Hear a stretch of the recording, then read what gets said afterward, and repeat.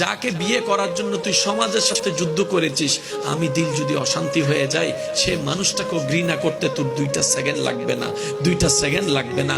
ওই চেহারা, যে চেহারাটা না দেখলে তোর রাতের ঘুম হতো না, আমি অশান্ত হলে ওই চেহারা তোর দেখতেও ইচ্ছা করবে না।